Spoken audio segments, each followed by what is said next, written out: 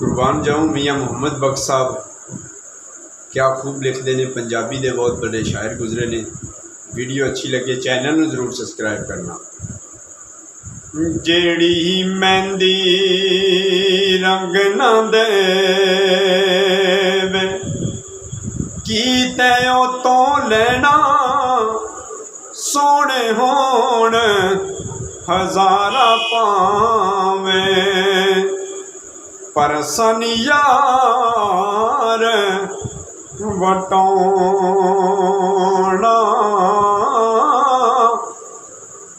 शर्मिंदगी दे हलवे कोलों साग सरों दा चंगा बेगैरत दी यारी कोलों संग कुत्ते दा चंगा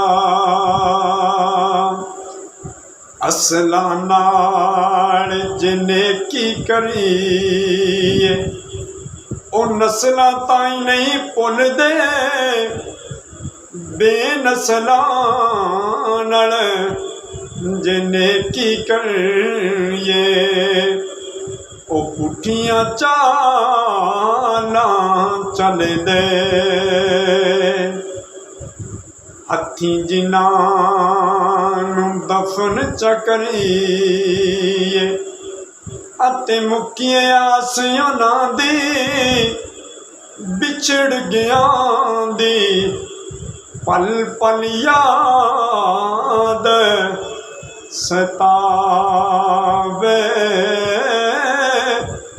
बिछड़ गया सी यकूब नबी दे दिल दा जानी यकूब नबी नो उस दी याद सतावे। मिलते हैं जी अगली वीडियो।